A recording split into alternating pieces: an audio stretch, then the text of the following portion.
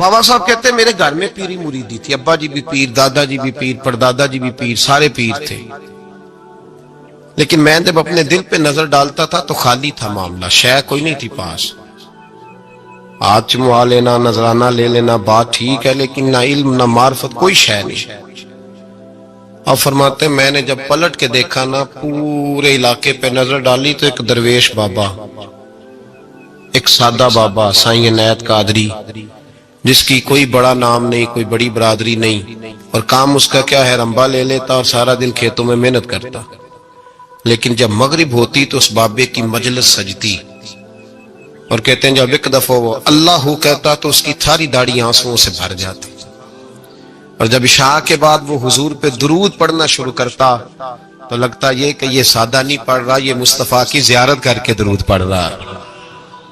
فرماتے ہیں میری ساری برادری کو پتا تھا کہ اس کے پاس معرفت ہے، لیکن مسئلہ یہ ہے کہ ہم سید ہیں، وہ رائی ہیں، اب وہاں جائیں بت توڑیں کیسے، ٹوٹتا ہی نہیں، بہت بڑی مصیبت ہے، کیسے ٹوٹے گا؟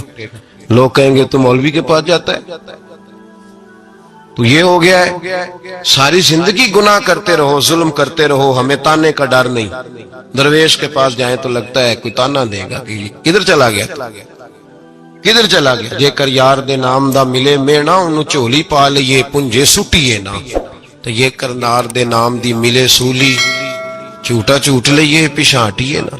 بابا صاحب کہتے ہیں میں روز اپنے آپ سے جنگ کرتا کہ جاؤں کہ نہ جاؤں، 2 4 5 لوگوں سے میں نے مشورہ کیا تو کہنے لگے تو سیدوں کو بدنام کرے گا، اب تو سادات کو بدنام کرے گا کہ سید ہو کے کسی کے دروازے پہ جاتا ہے۔ بابا صاحب کہتے ہیں ایک دن لڑتے لڑتے میں تھک ہی گیا، میں چلا ہی گیا، میں نے کہا نہیں، اندر کا بت توڑوں گا تو بات بنے گی۔ کہتے قصور کا میں رہنے والا تھا، اور مجھے سمجھانے کے لیے اچ شریف سے جہاں کہ آپ رہنے والے تھے، جو پچھلا علاقہ تھا، وہاں سے بڑے بزرگ بلائے گئے کہ بلے شاہ کو سمجھاؤ۔ کہتے ہیں وہ بابا جی جب آئے تو میں پہچان گیا برادری کے، قبیلے کے، علاقے کے بڑے، میں جب ان کے قریب گیا تو وہ نہیں مجھے جانتے تھے، بزرگ تھے، میں تو جانتا تھا نا، تو مجھے کہنے لگے بیٹے کون ہو؟ تو میں نے کہا حضور میری تو پہچان ہی کوئی نہیں، میری تو کوئی پہچان نہیں، آپ بتائیں آپ کون ہیں؟ تو کہنے لگے ایسی اچیرے ساڑی ذات اچیری، کیونکہ اچ شریف اچ رہنے ہیں، تو اب تو بتا۔ تو بابا صاحب کہنے لگے ایسی قصوری تے ذات بھی قصوری، کیونکہ ویچ قصور دے رہنے ہیں، وہ جو چھوٹے تو اپنا قصور مانتے ہیں، ہاں جے کوئی سانو اچھا مل جائے تے نیویں ہو بھینے ہیں، بات ختم ہو گئی۔ بابا صاحب رحمت اللہ علیہ کو بڑا سمجھایا، بابا جی کہنے لگے حضور میں کیا کروں، میں جب اس درویش کے پاس جاتا ہوں تو مجھے رب یاد آتا ہے، جب میں اس کے پاس جاتا ہوں تو میرے من کی میل کچیل دھو ڈالتا ہے، اور میں اس کی مجلس میں بیٹھا ہوتا ہوں تو لگتا ہے کہ مدینے والا رسول بھی مجھے مسکرا کے دیکھ رہا ہے، میری مجبوری ہے، میرے وہ جو اندر کے باطن کے میل ہے نا اس نے دھو ڈالے، اور کہا حضور آپ تو کہتے ہیں اس کے پاس نہ جاؤ، میرا تن تو گھر میں ہوتا ہے، میرا من اسی کے پاس رہتا ہے، میں اسی کے ساتھ رہتا ہوں، اسی کے پاس بیٹھتا ہوں، اسی کے پاس ہوتا ہوں، اور میری کشش اتنی سخت ہے کہ اب میرا گزارا نہیں، اب اسی کے ساتھ جیڑا بلے نو سید آکھے انہوں دوزخ ملنے سزائیں۔ اب اس کی تشریح بڑے بڑے لوگوں نے اپنے اپنے رنگ میں کی ہے، کچھ نے کہا بابا جی نے بد دعا دی ہے، یہ بد دعا ہے، اگر کہا تو الجھ جاؤ گے، لیکن ہیں بھی وہ سید، جھوٹ بھی نہیں، کچھ کہتے ہیں بد دعا دی ہے، اور کچھ کہتے ہیں انہوں نے اعلان کیا ہے کہ میں اللہ کا ولی ہوں، اگر کسی نے یہ لفظ کہا تو وہ یاد رکھے وہ جڑا بلے نو سید آکھے انہوں دوزخ ملنے سزائیں، تو جڑا بلے نو رائیں آکھے وہ جنت پینگا پائیں۔ السلام نے پوچھا عبداللہ بن نبی سلول سے تو نے یہ کہا ہے؟ کہنے لگا آشا وک اللہ میں نے بات ہی نہیں کی۔ ہاں اب لوگ کہنے لگے کہ زید تو نوجوان ہے تو یہ بوڑھا آدمی ہے، چلو صحیح کہتا ہوگا، حضور بھی خاموش ہو گئے۔ اللہ پاک نے قرآن مجید نازل فرما دیا، فرمایا اللہ نے سن لی ان کی بات جنہوں نے یہ کہا ہے، اور پھر لفظ بڑے حسین ہے، فرمایا یہ کہتے ہیں ہم عزت والے ہیں؟ نہیں، وَلِلَّهِ الْعِزَّةُ وَلِرَسُولِهِ وَلِلْمُؤْمِنِينَ، فرمایا عزت تو اللہ کے پاس ہے، اللہ کے رسول کے پاس ہے، اور عزت تو مومنوں کے پاس ہے، مومنین کے پاس عزت ہے۔ یہ قرآن پاک نے سارا مضمون بیان کر دیا کہ عبداللہ بن ابی سلول غلط کہتا ہے اور حضرت زید صحیح کہتے. حضور نے کچھ نہیں فرمایا، جا رہا ہے قافلہ. جب مدینے کی سرحد آ گئی نا، حدود مدینہ منورہ کی شروع ہوئی، تو عبداللہ کا اپنا بیٹا، اس کا نام بھی عبداللہ بن عبداللہ تھا، اپنا بیٹا اس کا بڑا مخلص جانثار غلام تھا میرے رسول پاک صلی اللہ علیہ وسلم کا. وہ تلوار لے کے مدینے کی حد پہ کھڑا ہو گیا اور کہنے لگا میرے باپ، تو نے اتنی بے ایمانی کے لفظ کہے کہ میں ان کو نکال دوں گا؟ کہے اپنی زبان سے کہ میں ذلت والا ہوں، رسول پاک کو اللہ نے بڑی عزت عطا فرمائی، کہے ورنہ میں تیری گردن کاٹ دوں گا. بول کہے حضور بھی عزت والے اور نبی پاک کے غلام بھی عزت. کہے اپنی زبان سے کہے میرے رب کا یہ فرمان ہے وَرَفَعْنَا لَكَ ذِكْرَكَ، ابھی میں خود تیرے لیے تیری شانوں کو بلند فرما دوں گا. تو کہے تو دشمن ہو کے کہنے لگا میرے بیٹے مجھے معاف کر دے، مصطفیٰ تو بڑی عزتوں والے ہیں، ان کے غلام شانوں والے. جب بیٹا تلوار لے کے سامنے کھڑا ہوا، شہرت ہوئی. اب نبی پاک نے حضرت عمر کی طرف دیکھا، کہا عمر تیری بات صحیح تھی، اب جو ہوا یہ زیادہ صحیح تھا. وہ میں نے تجھے کہا حوصلہ کر، تدبر کر، وقت کا انتظار کر، یہ صحیح ہوا کہ وہ صحیح تھا. تو حضرت عمر فاروق کہنے لگے یا رسول اللہ میں گواہی دیتا ہوں آپ واقعی اللہ کے سچے رسول ہیں صلی اللہ علیہ. اتنی اچھی رائے. وقت فیصلہ کرتا ہے، تدبر سے چلے، دانائی سے چلے، علم پیدا کرے. بردباری، ہمیں کئی دفعہ سجدہ صاف کرنا پڑتا ہے، ہم جو کہتے ہیں بات اس کے الٹ نکل آتی ہے. ہم کسی شخص کے بارے میں کچھ تبصرہ کر بیٹھتے ہیں، کچھ عرصے کے بعد ہمیں پتا چلتا ہے کہ وہ تو ایسا تھا ہی نہیں، ہم نے غلط بات کر. ہم بغیر تحقیق کے، بغیر تفتیش کے، حوصلہ نہ ہونے کی وجہ سے، صبر نہ ہونے کی وجہ سے ہم بہت سارے کام کر گزرتے ہیں، پھر ہمیں نقصان ہوتا ہے. اپنی زندگی میں حلم نہ چھوڑیں، حوصلہ نہ. لڑائیاں ہوتی ہیں نا گھروں میں، اس کی وجہ خامد ہوتا ہے، بیوی نہیں ہوتی. یہ بات گھر جا کے بتانا کہ آج انہوں نے کہا. لڑائی کی وجہ کون ہوتا ہے؟ نہ بولو تسی، پر میں تے آخ ہی چھڑیا ہے، وہ تو ریکارڈ ہو گیا ہے. لڑائی کی وجہ کون ہے؟ جڑے باتیں لڑتے نے وہ کوندے ہی نہیں پے. وجہ کون بنتا ہے جی؟ کیوں بلا؟ اس لیے کہ نبی پاک صلی اللہ علیہ وسلم نے فرمایا عورت کی اگل آدھی ہے تو تیری تو پوری ہے نا. جس کا مطلب ہے لڑائی اگر بچ سکتی تھی تو مرد کی وجہ سے بچ سکتی تھی، گھر میں امن ہو سکتا تھا. کہتے ہیں جی بڑی بیوقوف ہے میری سنتی نہیں. تو میں نے کہا جو اس سے بحث کر رہا ہے وہ سیانا ہے؟ بولیں، جو بحث کر رہا ہے وہ عقل مند ہے؟ بندہ تو چلو تھا وہ دانشور شیکسپیئر، باتیں بعض اوقات اس کی کچھ ایسی ہیں. اس سے کسی نے پوچھا تھا عورتوں سے کون جیت سکتا ہے بحث میں، تو اس نے کہا تھا وہ جو ان سے بحث نہ کرے، جو ان سے بحث. تو بھائی تو وجہ اس لیے کہ حوصلہ تو نہیں کرنا تھا. نبی پاک علیہ السلام نے فرمایا بی بی ٹیڑھی لکڑی ہے، سیدھی کرنے کی کوشش کرو گے تو ٹوٹ جائے گی. سیدھی تو پھر کتنا بیوقوف ہے جو پتھر سے سر رگڑ رہا ہے، کتنا نادان ہے جو یہ حرکت کر رہا ہے، دریا میں چھلانگ لگا کے کہتا ہے ڈوبوں گا نہیں. تو بھائی حوصلہ پیدا کرے، علم پیدا کرے. بہت ساری ایسی باتیں کرے گی جس میں اشتعال آئے گا. فٹافٹ 3 لفظ طلاق کے دے دیے، اب بھاگا گیا مفتی صاحب کے پاس، او ہو 4 بچوں کا کیا بنے گا. اور یہ بات پکی ہے کہ بچوں کو صرف ان کی ماں ہی پال سکتی ہے، ان کی ماں. وہ بات مجھے نہیں بھولتی، ایک شخص نے بیوی کو طلاق دے کے دوسری شادی کی. اس کا بیٹا تھا 10 سال کا.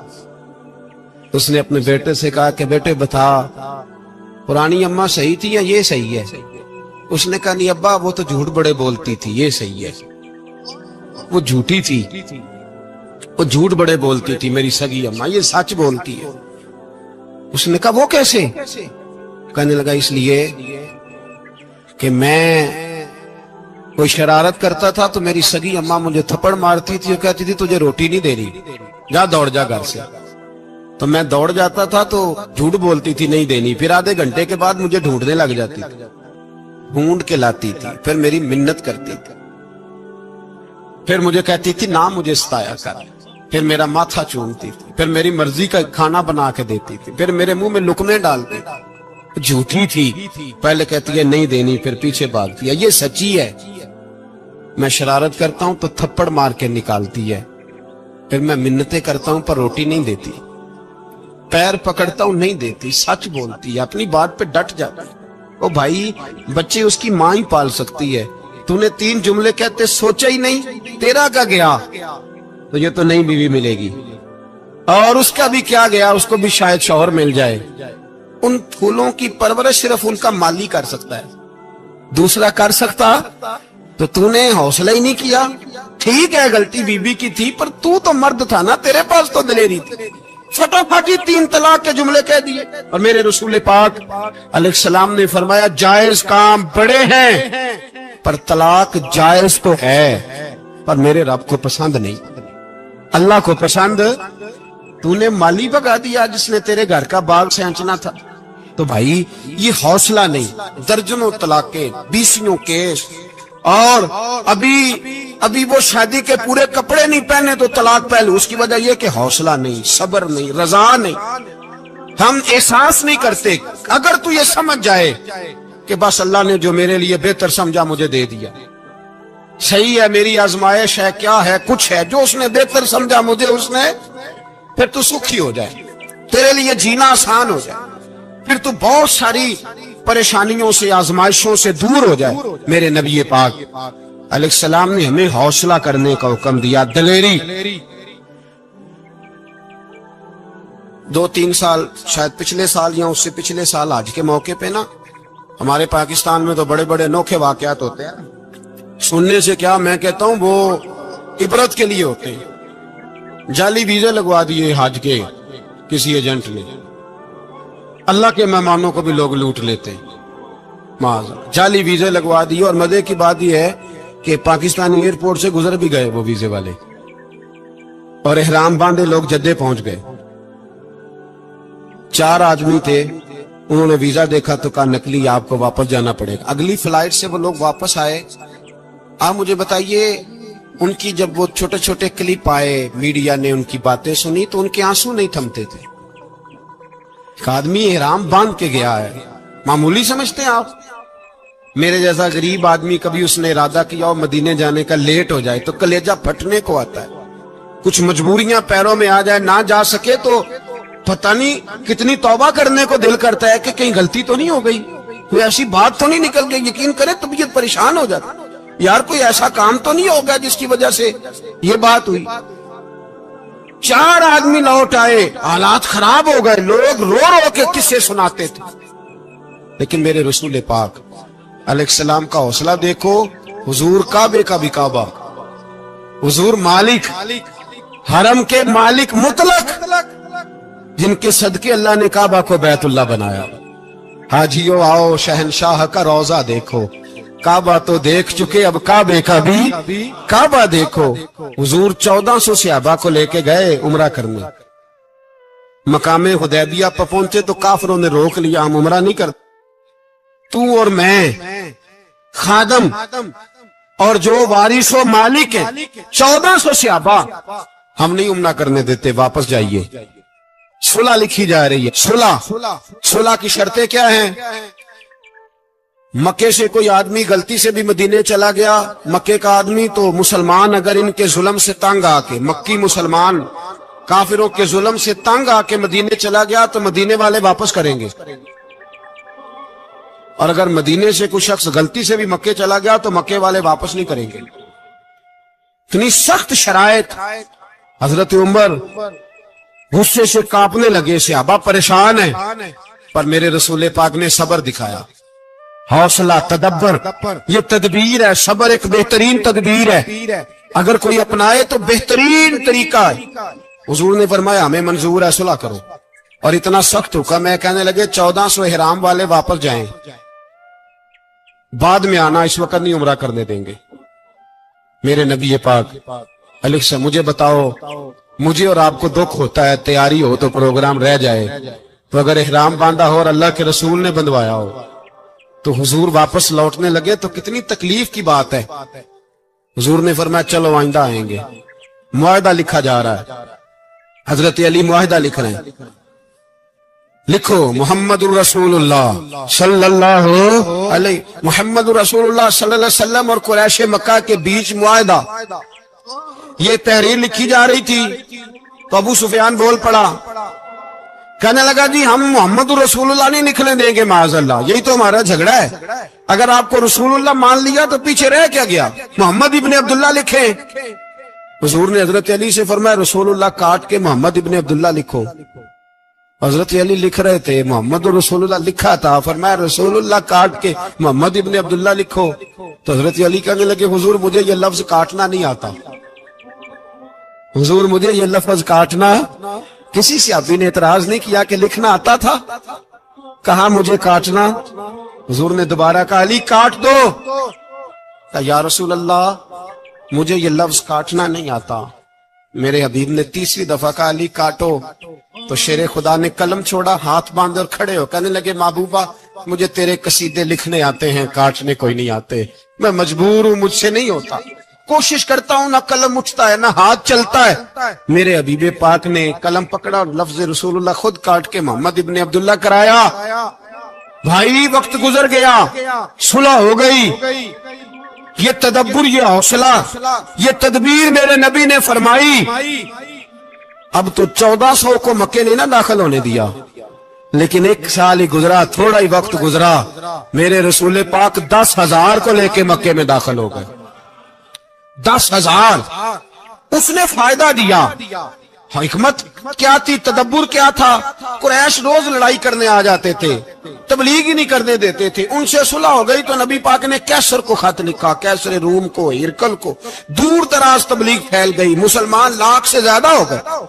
ان کی طرف سے اب وہ لڑائی بند ہو گئی. میرے حبیب پاک علیہ السلام کے حوصلے نے کمال دکھایا, اس تدبیر نے فائدہ دیا امت مسلمہ کو. 10,000 کا لشکر لے کے حضور کعبے میں داخل ہوئے. کل جو ابو سفیان کہتے تھے نا محمد رسول اللہ لکھنے نہیں دوں گا, آج وہ خود کہہ رہے تھے اشہد ان لا الہ الا اللہ واشہد ان محمد رسول اللہ صلی اللہ علیہ. کل جو کہہ رہے تھے کہ میں یہ لفظ نہیں لکھنے دوں گا, آج ابو سفیان کی حویلی میں لاکھوں لوگ, ہزاروں لوگ بیٹھے تھے اور سارے کہہ رہے تھے محمد الرسول اللہ محمد الرسول اللہ محمد الرسول اللہ صلی اللہ علیہ وسلم. میرے محبوب کی تدبر نے, فقاہت نے, اور پھر کمال ہوا. 1400 کہاں اور 1,44,000 کہاں, 1400 کہاں اور 1,44,000. 1400 کو نہیں جانے دیا عمرہ کرنے. میرے رسول پاک 1,44,000 کو لے کے حج کرنے چلے گئے. حضور نے حج کیا, ہر طرف لبیک لبیک کی صدائیں بلند ہوئی. یہ میرے نبی پاک کا تدبر ہے, حوصلہ ہے. اگر وقتی طور پہ حوصلہ کر جاؤ گے, دلیری کر جاؤ گے, آنے والا وقت آسان ہو جائے.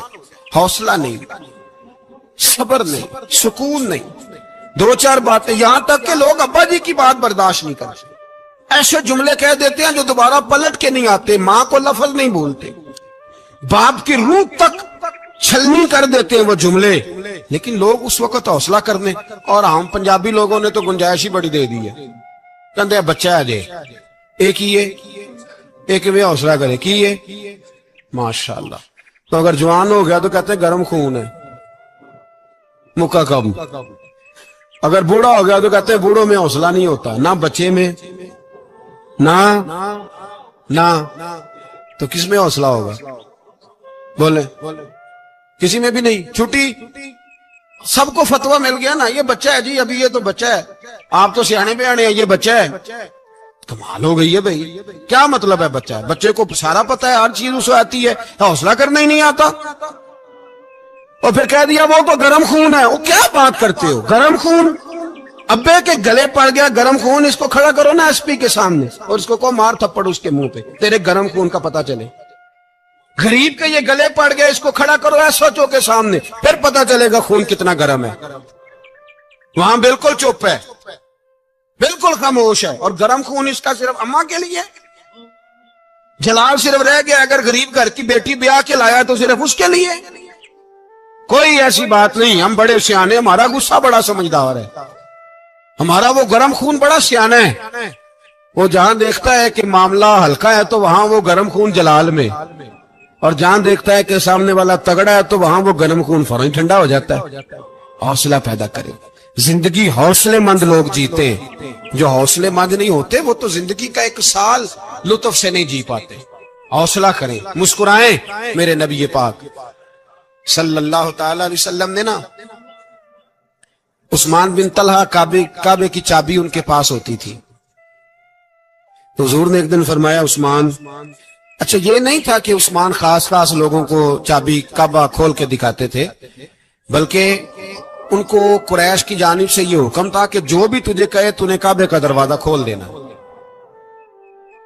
نبی پاک علیہ السلام نے نا ہجرت سے 2-4 دن پہلے کہا کہ عثمان ذرا چابی دو، میں نے کعبہ اندر سے دیکھنا ہے۔ بڑے ٹھنڈے دل سے ذرا سننا، ادھر دیکھو میری طرف، ادھر دیکھیے گا ذرا میرے بھائی۔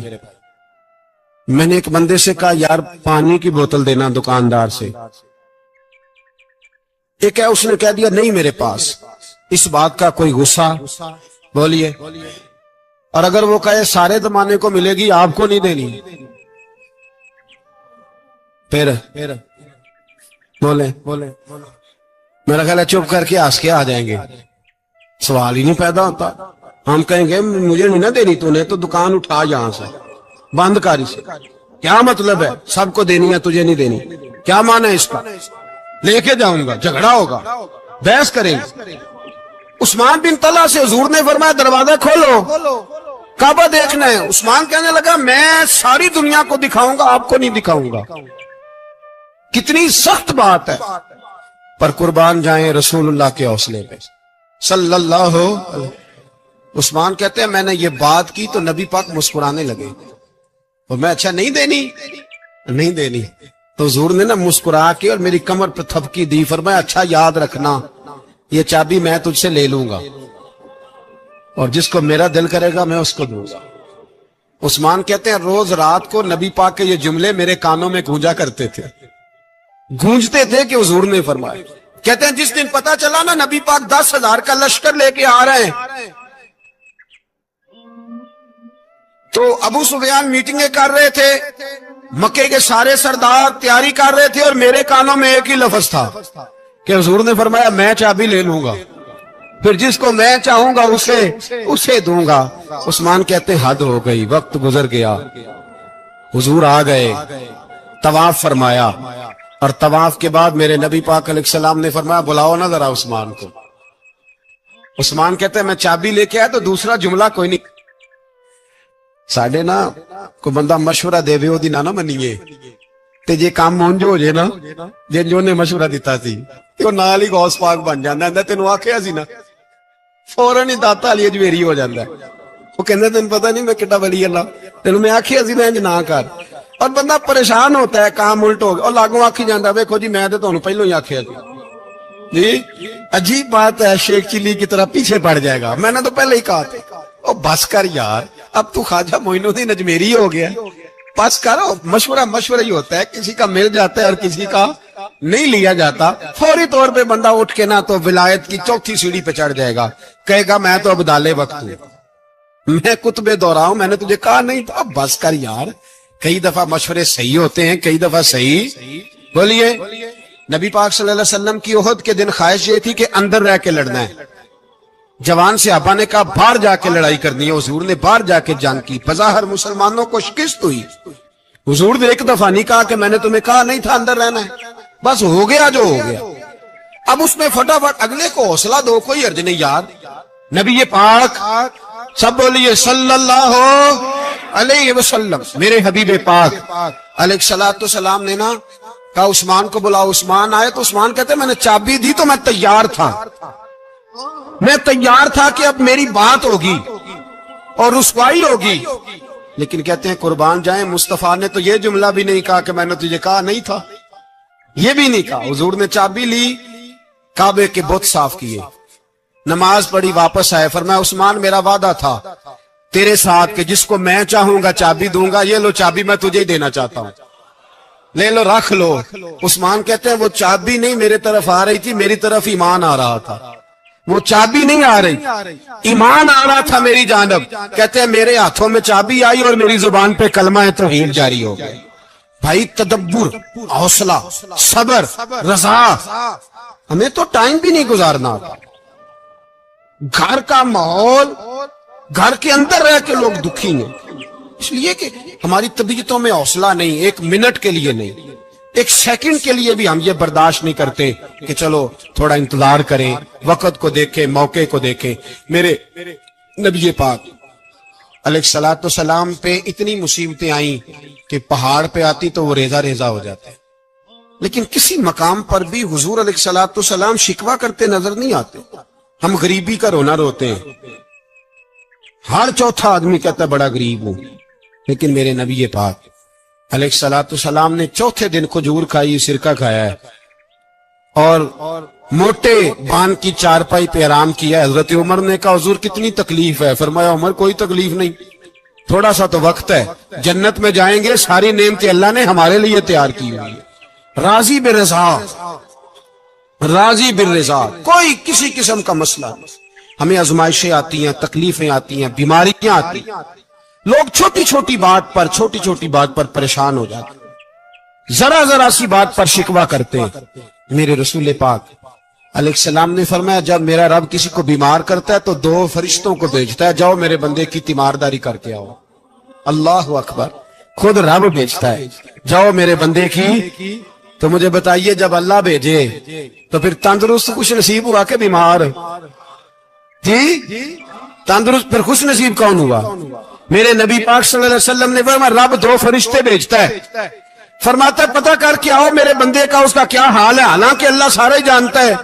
فرشتے آتے ہیں، واپس جاتے ہیں، رب کریم پوچھتے ہیں بتاؤ میرا بندہ کیا کہتا تھا؟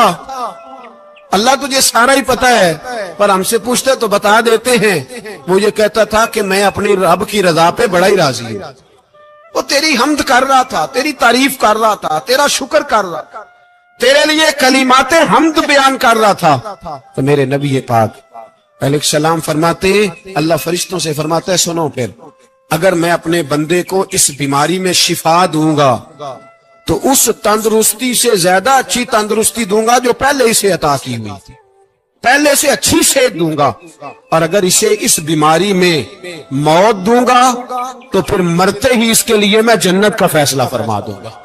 بھائی جب تو راضی بالرضا رہتا ہے، راضی بالرضا، بڑی سادی سی بات ہے بھائی، آپ گھر گئے روٹی مانگی تو اگر کسی نے کہا نا کہ اتنی تھکاوٹ ہے ٹائم پہ آیا کرے اس وقت، تو روٹی تو وہ بھی مل گئی پر اس میں لذت، وہ سکون نہیں، وہ سکون نہیں۔ میری اماں جی سالن پکا کے رکھ لیتی تھی تو روٹی جب بھی کوئی مانگتا تھا تو تازی بنا کے دیتی تھی، ان کی طبیعت تھی۔ تو میں اکثر ان سے کہتا کہ اماں جی پکا کے رکھ دیا کرو، کہتے تمہیں خوشی نہیں ہوتی جب تمہاری اماں تازی پکا کے دیتی ہے؟ خوشی ہوتی ہے، طبیعت میں خوشی ہوتی ہے، ان کا مزاج تھا، ذوق تھا، تو ہم سمجھتے تھے یار یہ بڑی سعادت کی بات۔ تو آپ گھر گئے رات کو تو گھر والوں سے کہا روٹی، تو فوراً اٹھے فوراً، اور انہوں نے کھانا تازہ بنایا اور ساتھ یہ بھی کہا باہر سے نہ کھایا کرے بندہ بیمار ہو جاتا ہے۔ کتنی ٹھنڈک پہنچتی ہے آدمی کے دل کو، سکون ملتا۔ تو بھائی بیماری تو آپ نے کاٹ لی، لیکن ساتھ کہو ہو بڑا بیمار ہوں، میں نے تو اتنے گناہ بھی نہیں کیے، ظلم بھی نہیں کیا، کسی کو کچھ بھی، اب بیماری تب بھی کٹ گئی۔ پر بڑی آزمائش، مریض ڈاکٹر کے گلے پڑ رہا ہے، اس کے لواحقین جھگڑے کر رہے، بیماری وہ بھی کٹ گئی۔ اور ایک بیمار وہ ہے جو چارپائی پہ لیٹا ہے اور کہتا ہے جس طرح میرا اللہ راضی اسی طرح میں بھی راضی، تو بیماری اس کی بھی کٹ گئی۔ حضرت یونس علی نبینا علیہ الصلوۃ والسلام نے ایک دن حضرت جبریل امین ملنے آئے تو جناب یونس علیہ السلام کہنے لگے اے جبریل، اللہ کے نیک بندوں میں جو اللہ کو اس وقت سب سے زیادہ پسند ہے نبیوں کے بعد، جو کرنا بات جو سب سے زیادہ اللہ کو پسند ہے نبیوں کے بعد ولیوں میں، اور سب سے زیادہ اللہ جس کو اللہ کی بارگاہ میں عبادت گزار لکھا جاتا ہے، میری اس بندے سے ملاقات کرا۔ تو حضرت جبریل نے جناب یونس علیہ السلام کو ساتھ لیا تو ایک شخص کے پاس پہنچے جو آنکھوں سے اندھا تھا، دونوں ہاتھ اس کے سلامت نہیں تھے اور پورے جسم میں پیپ جاری تھی، ریشہ تھا۔ جب جا کے السلام علیکم کہا نا حضرت یونس نے، اس نے وعلیکم السلام کے بعد پہلا لفظ پتہ کیا کہا؟ اس نے کہا یا اللہ تیرا شکر ہے، یا اللہ تیرا، آپ بھی ادا کریں اللہ کا شکر، یا اللہ تیرا، اللہ تیرا شکر ہے۔ حضرت یونس علیہ السلام کہنے لگے تو شروع سے اس طرح کا ہے، نابینا بھی اور ہاتھوں سے معذور بھی اور سارا جسم شروع سے۔ تو بڑے ہی خوبصورت لفظ اس بیمار نے کہے، کہنے لگے نہیں حضور میں بالکل ٹھیک ٹھاک تھا، جب تک میرے رب نے چاہا کہ یہ دنیا کو دیکھے تو تب تک اس نے مجھے آنکھیں دی، اور جب اس نے چاہا کہ اب اس کا دیکھنا بہتر نہیں تو اس نے واپس لے لی۔ تو یا اللہ تیرا شکر ہے، اللہ تیرا شکر ہے۔ پھر کہا جب تک اس نے چاہا کہ میرے ہاتھ رہے تب تک رہے، جب اس نے چاہا کہ میرے لیے بہتر نہیں تو اس نے لے لیے، تو یا اللہ تیرا شکر ہے۔ جب تک اس نے چاہا کہ میرا جسم صحیح و سلامت رہے تو رہا، اور جب اس نے چاہا کہ میرے لیے بہتر نہیں تو مجھے بیمار کر دیا، تو یا اللہ تیرا شکر ہے۔ تو حضرت یونس علیہ السلام کہنے لگے جبریل واقعہ یہ اللہ کا سب سے زیادہ شکر گزار بندہ ہے، سب سے زیادہ عبادت گزار بندہ ہے، سب سے زیادہ۔ میرے نبی پاک علیہ السلام نے فرمایا اللہ اللہ ہے، مجھ پر پہرا دے گا کون لڑائی میں، مجھ پر پہرا دے گا کون لڑائی میں، مجھ پر پہرا دے گا کون لڑائی میں، مجھ پر پہرا دے گا کون لڑائی میں۔ میں صدیق اکبر آقا بول پڑے مٹھی سے ابو جہل کی کنکر بول پڑے، اللہ اللہ ہے، اللہ اللہ ہے، اللہ۔ میرا مومن ہر حال میں نفع میں ہے، نعمت ملے تو شکر کر کے نفع، مصیبت آئے تو صبر کر کے نفع۔ اپنی زندگی میں تحمل، بردباری، علم پیدا کرے، حوصلہ پیدا کرے۔ ہر آنے جانے والے شخص کے مزاج کے مطابق اسے نہ ملے، اپنا مزاج صحیح رکھے، اپنی طبیعت کے مطابق اپنے ماحول کو برقرار رکھے۔ علم کے ساتھ گزارا کرو گے تو رشتہ داروں سے بھی بنی رہے گی، دوستوں سے بھی بنی رہے گی، ہر ایک سے تعلق رہے گا۔ اور اگر آپ کے اندر یہ حوصلہ نہیں تو پھر سارے معاملات پریشانی کا شکار ہو جائیں گے۔ یہ تو آج کا مضمون تھا۔ ہمیں نا لوگ مشورہ دیتے ہیں، کہتے ہیں پیر صاحب درویشوں کو سیاست کی بات نہیں کرنی چاہیے، دیتے ہیں نا مشورہ۔